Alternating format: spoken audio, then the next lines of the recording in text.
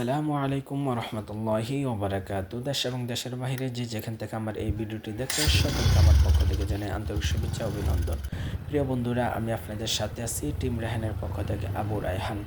আজকে আমরা কুষ্টিয়াতে যাব। কুষ্টিয়া মেইন শহরে ইনশাল্লাহ ঘুরবো, অনেক জায়গা আপনাদেরকে দেখানো হবে। বিশেষ করে যারা কুষ্টিয়াতে আছেন তারা অবশ্যই সম্পূর্ণ ভিডিওটি দেখবেন এবং ইনশাল্লাহ অনেক মজা লাগবে, আপনাদের কাছে অনেক ভালো লাগবে এবং আপনাদের অনেক পরিচিত জায়গাগুলো ইনশাল্লাহ এই ভিডিওর মাধ্যমে দেখবেন। আজকে কুষ্টিয়াতে হুদাই ঘুরতে যাব, অর্থাৎ এভাবেই ঘুরতে যাব, তেমন কোনো কাজ নেই।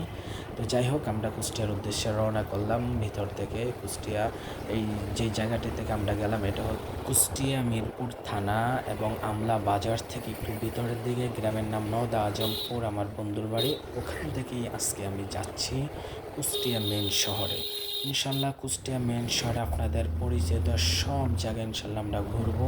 আশা করি আপনাদের এই ভিডিওটি অনেক অনেক ভালো লাগবে ইনশাল্লাহ। শেষ অবশ্যই কিছু মজার দৃশ্য তো আছে, অবশ্যই আপনারা পুরো ভিডিওটি না টেনে দেখবেন এবং আমাদের চ্যানেলে যারা নতুন তারা অবশ্যই আমাদের চ্যানেলটি সাবস্ক্রাইব করে এবং আমাদের সাথেই থাকবেন ইনশাল্লাহ। আমাদেরকে অনেক অনেক বেশি সাপোর্ট করবেন, অনেক অনেক বেশি ভালোবাসা দেবেন ইনশাল্লাহ। আমরা কুষ্টিয়ার যত জায়গা আছে ইনশাল্লাহ, পরিচিত যত জায়গা, এবং আপনারা জানেন নতুন নতুন অনেক জায়গায় পার্ক হয়েছে এবং ইউটিউব লিস্ট আছে, তারপর অনেক জায়গা আছে, সুন্দর সুন্দর জায়গা, সব জায়গায় ইনশাল্লাহ সব জায়গায় ঘুরবো এবং সব জায়গায় ইনশাল্লাহ আপনাদেরকে ভিডিওর মাধ্যমে ইনশাল্লাহ সব জায়গাগুলো ইনশাল্লাহ আপনাদের সামনে তুলে ধরবো। আপনারা অবশ্যই আমাদের সাথেই থাকবেন, আমাদেরকে সাপোর্ট করবেন ইনশাল্লাহ। দেখতে দেখতে চলে আসলাম কুষ্টিয়া জেলা মেন শহরের পাশে এবং মেন শহরের কাছেই আছে এটা কুষ্টিয়া জেলা প্রশাসক কার্যালয়। এখানে ইনশাল্লাহ আমরা একটু যাব, ভিতরে বিআরটি অফিস আছে, ওখানে একটু দেখবো, কারণ আমার গাড়ি স্মার্ট প্লেট চলে আসছে, স্মার্ট কার্ডটি এখনও আসেনি, প্রায় 4-5 মাস হয়ে গেছে। দেখি ওই বিষয়ে একটু কথা বলে দেখি এটাকে আসছে কি আসেনি। যেহেতু কুষ্টিয়াতে আসছে তাহলে অবশ্যই একটু কথা বলে যাই, আবার কবে আসবো তার জন্য। তো যাই হোক, যাইতে যাইতে দেখেন এখানে ভিডিও, আমাদের যে ভাই ভিডিও করতেছে, ছোট ভাই ভিডিও করা অবস্থায় গাছের পাতা যায় বাড়ি গেছে ক্যামেরার ভিতরে। তো যাই হোক, আমরা চলে আসছি বিআরটি অফিসের সামনে চলে আসছি। এখন আমি একটু কথা বলবো এবং কথা বলে দেখবো আমার কাগজের কি অবস্থা। তো যাই হোক, আমাদের গাড়িটা এক সাইডে পার্কিং করে রাখছে, আমি ভিতরে গিয়েছি, ছোটো ভাই এখান থেকে ভিডিও করে ফেলেছে। তো যাই হোক, ওখানে কথা বললাম, কথা বলার পরে বললো আর 1 বছর লাগবে। যাই হোক, অবস্থা নাকি দেশের ভালো না তাই। তো যাই হোক, ফুলের খুব সুন্দর একটা দৃশ্য ছিল, সেটা আপনাদের জন্য তুলে নিলাম এবং আমরা এখান থেকে মেন শহরের দিকে ইনশাল্লাহ আবার চলে যাব।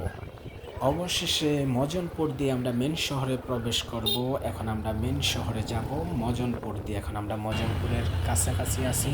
তো যাই হোক, এদিক দিয়ে যাওয়ার সময় একটা দৃশ্য, মুরব্বি মুরব্বি এমন করা যাবে না। তো যাই হোক, মুরব্বিরা দেখতেই পারছেন কি করতেছে আমাদের। যাই হোক, ক্যামেরা দেখে হয়তো বা তারা একটু মজা করলো, অথবা মোটর সাইকেল খুব ভালো চালাইতে পারে সেটা দেখাইলো। যাই হোক, ওটা কিছু মনে করিনি। তো যাই হোক, আমরা এখন মজনপুর দিয়ে আমরা ইনশাল্লাহ মেন শহরের দিকে ঢুকবো এবং মজনপুর সামনে দেখা যাচ্ছে একটু জ্যাম মনে হচ্ছে, তবে তেমন কিছু না, কারণ এখানে 4 রাস্তার মোড়, সেই জন্য একটু গাড়ি চারোদিক দিয়ে আসা যাওয়া করে, এখানে ট্রাফিক পুলিশ আছে, তার জন্য একটু মনে হয় জ্যাম, তবে তেমন জ্যাম না। তো যাই হোক, আমরা চলে আসলাম মজনপুর, একেবারে মেন জায়গায় চলে আসছি। তো যাই হোক, ভিডিওটি একটু টেনে দেওয়া হলো আপনাদের সুবিধার্থে। তবে সামনে একটা মজার ব্যাপার আছে যেটা আমারও খুবই ভালো লেগেছে, আপনারা লক্ষ্য করে দেখবেন। সামনে একজন পুলিশ ভাই পাবেন, যে পুলিশ দেখতে পাচ্ছেন উনি না, এবং সামনে আরেকজন পুলিশ ভাই আছে, তাদের কথাগুলো খেয়াল করবেন এবং কি বলেছে এটার পরিপূর্ণ শুনবেন।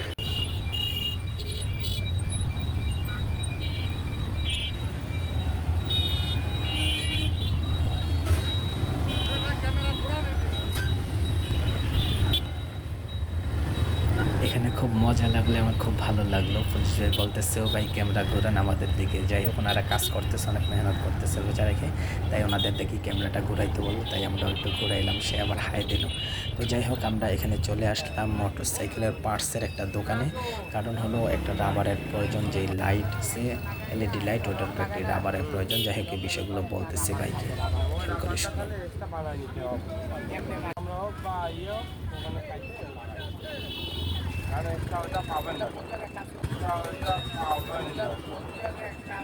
তো তো ভাইয়ের কথাটা শুনতেই পারছেন, শুনে আমি অবাক হয়ে গেছি।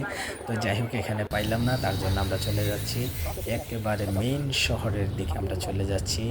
এদিক দিয়ে যাই হোক মেইন শহরের দিকে চলে যাচ্ছি, ওখানে দেখি এই রাবারটি পাওয়া যায় না। এটা হলো মূলত যে হেডলাইট আছে এবং লাইটের যেই এলইডি লাইট লাগানো হয়েছে, এলইডি লাইটের উপরে একটা রাবার আছে, ওই রাবারটি যাই হোক এক মিকার আর কি, যাই হোক ওই যে হাতুড়ি ডাক্তার বলে না, তো এমন এক মিকার যাই হোক কেটে ফেলেছে, প্রয়োজন ছাড়াই কেটে ফেলেছে। তার জন্য এখন লাইটের ওখানে পানি চলে যায়, গাড়ি ধুইতে কষ্ট হয় এবং কি বৃষ্টির পানি হলে ওখানে চলে যায়, তার জন্য আর কি আমার এই কষ্টটা।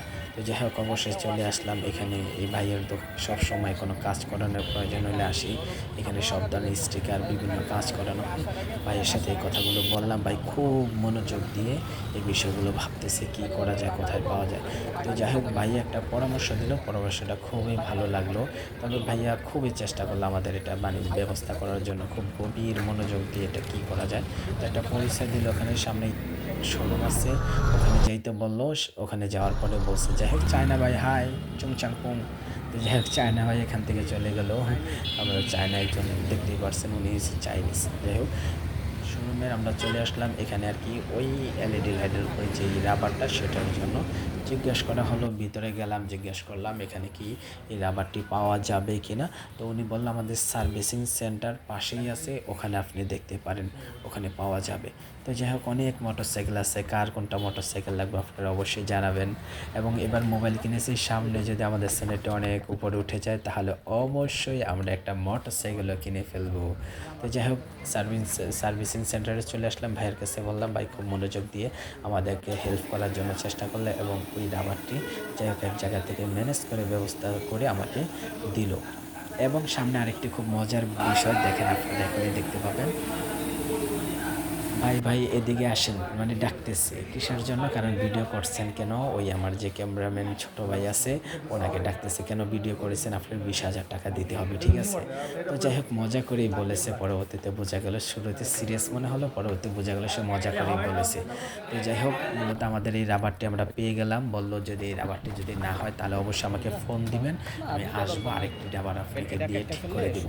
তো যাক সেই রাবারটি নিয়ে আসলাম, চিন্তা করলাম আগের রাবারটি ফালিয়ে লাভ নেই, ওই রাবারটিকে কেটে উপরে এই রাবারটি একটু ঢিল হয় তাই এটা লাগিয়ে দিব, কারণ হলে দুইটা লাগালে কোনোভাবেই পানি আর ভিতরে যাওয়ার কোনো সম্ভাবনা নেই।